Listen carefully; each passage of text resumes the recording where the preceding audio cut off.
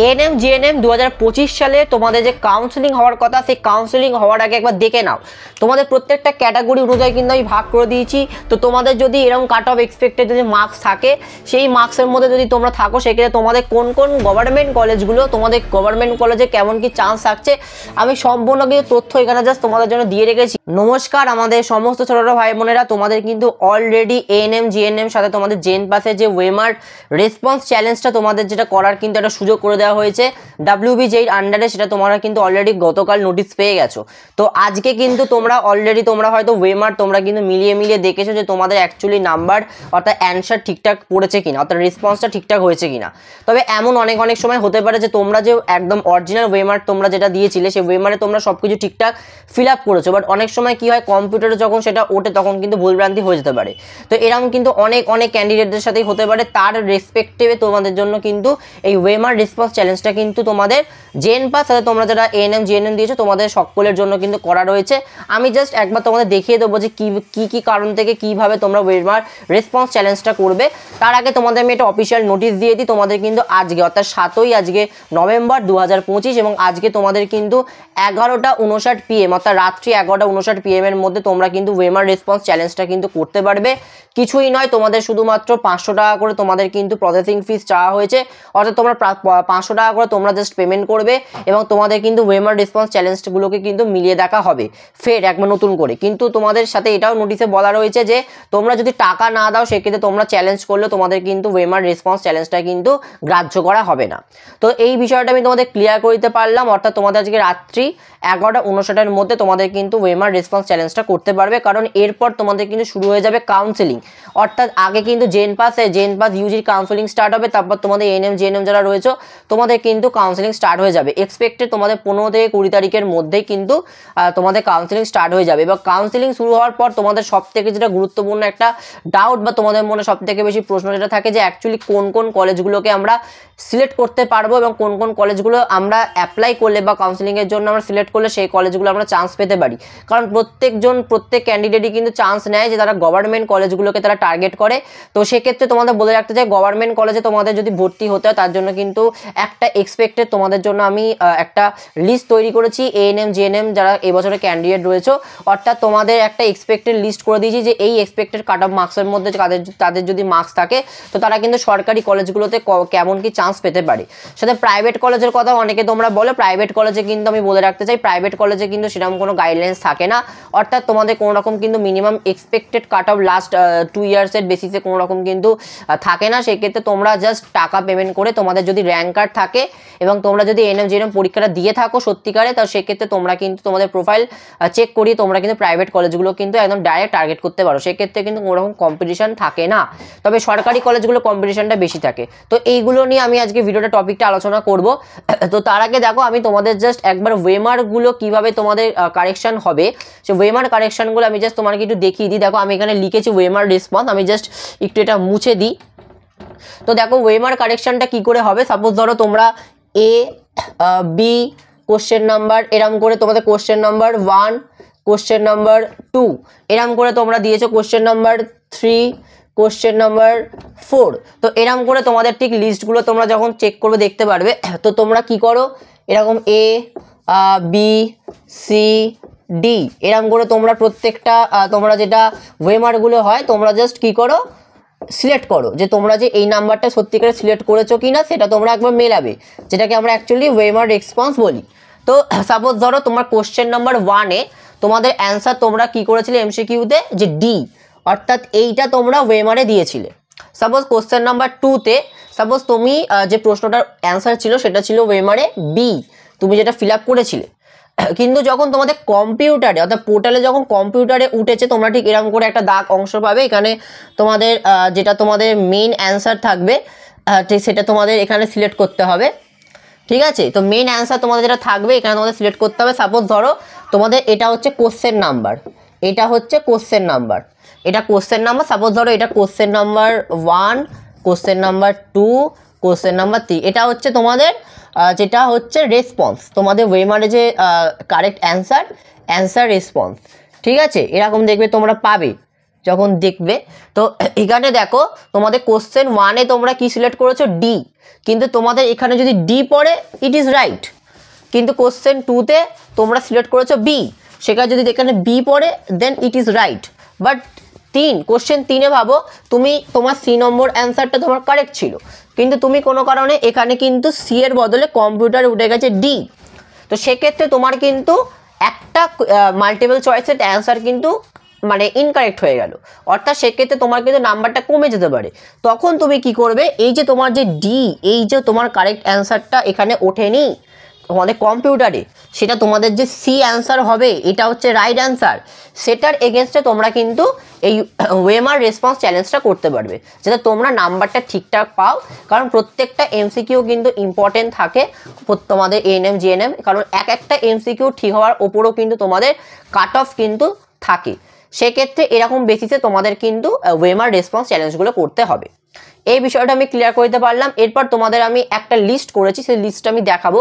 সেই লিস্টের মধ্যে তোমাদের কত কি এক্সপেক্টেড কাট অফ নাম্বার থাকলে তোমরা চান্স পেতে পারো, সেটা আমি একবার তোমাদের সরকারি কলেজে চান্স পেতে পারো সেটা আমি তোমাদের একবার দেখাচ্ছি। তো চলো, তো দেখো তোমাদের জন্য ফার্স্টে আমি একটা লিস্ট তৈরি করেছি, যেখানে তোমাদের এএনএম 2025 সালে যারা তোমরা পরীক্ষা দিয়েছো, তো সেক্ষেত্রে দেখো এই প্রত্যেকটা ক্যাটাগরিগুলোকে আমি আলাদা আলাদাভাবে সিলেক্ট করেছি, সাথে তোমাদের এক্সপেক্টেড কাট অফ গভর্নমেন্ট কলেজের সিট অনুযায়ী তোমাদের কেমন এক্সপেক্টেড কাট অফ থাকলে তোমরা চান্স কেমন কি পেতে পারো তার দেখো প্রবাবিলিটিটাও আমি কিন্তু এখানে করেছি।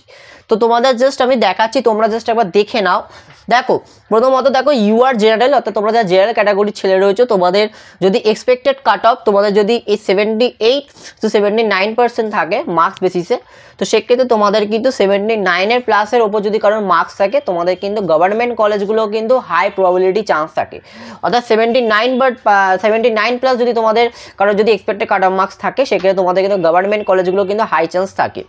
তো দেখতে পাচ্ছি এবার ওবিসি বি, তো তোমাদের প্রথমত বলে রাখতে চাই, এবারে কিন্তু ওবিসি ক্যাটাগরি নিয়ে যেহেতু একটা সুপ্রিম কোর্টে জানো তোমাদের একটা চলছিল আইন, তো সেক্ষেত্রে মানে একটা কেস চলছিল, সেখানে তোমাদের ওবিসি বি কিন্তু অনেক ক্যাটাগরি কিন্তু মানে এদিক ওদিক হয়েছে, অর্থাৎ অনেক ক্যান্ডিডেট ওবিসি এ বিতে চলে গেছে, অনেকে বি এর ক্যাটাগরি ছেলেরা এতে চলে গেছে।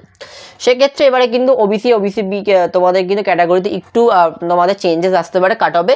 তো আমি জাস্ট এক্সপেক্টেড করেছি ওবিসি বিতে 75 to 76 মার্কস যদি তোমাদের এক্সপেক্টেড কাট অফ সিট থাকে, মার্কস থাকে, তাই তোমাদের কিন্তু কনফার্ম গভর্নমেন্ট কলেজ থাকছে।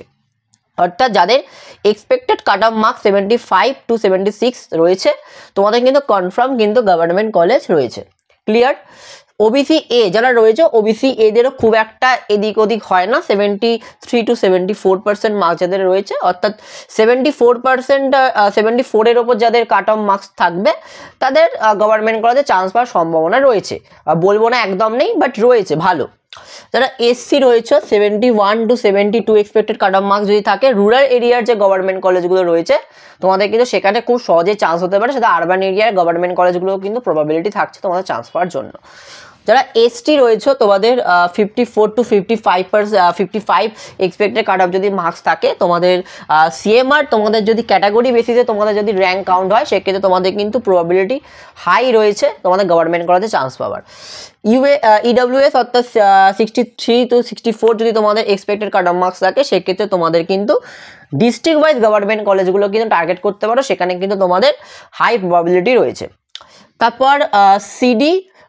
তারপর সিডিতে মোটামুটি 72% মার্কস তোমাদের যদি এক্সপেক্টেড কাট অফ থাকে, তো ওপর নিচ এদিক ওদিক হতে পারে, তো ওভারঅল মোটামুটি ভালো চান্সই রয়েছে, সেক্ষেত্রে খুব একটা অসুবিধা নেই। আর যারা অরপান রয়েছে তোমাদের 26 মার্কস অ্যাবভ মোটামুটি যদি থাকে, তোমাদের কোয়ার্টার বেস যেহেতু তোমাদের আলাদা সিট অ্যালটমেন্ট হয়, সেক্ষেত্রে তোমাদের কিন্তু কোয়ার্টার বেসড কেমন কি সিট অ্যালটমেন্ট হয় তার উপর ভিত্তি করে তোমাদের কিন্তু চান্স হবে গভর্নমেন্ট কলেজগুলো। এটা তোমাদের সম্পূর্ণ কিন্তু গভর্নমেন্ট কলেজ বলছি, প্রাইভেট কলেজে কিন্তু তোমাদের আলাদা করে চান্স হয়ে যায়, কোনো রকম এক্সপেক্টেড কাট অফ সেখানে ম্যাটার করে না।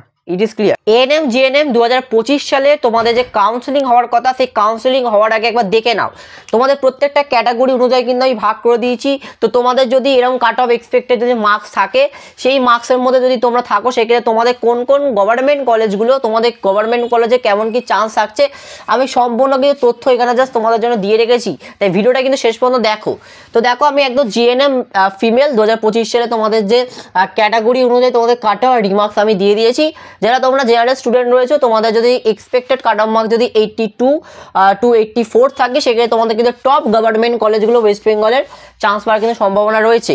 ওবিসি বি যারা রয়েছে তোমরা 78 টু 80%-এর মধ্যে যদি তোমাদের কাট অফ থাকে তাহলে তোমাদের কিন্তু বলবো না চান্স নেই, বাট গুড চান্স, ভালো কলেজ তোমরা কিন্তু গভর্নমেন্ট পেয়ে যেতে পারো।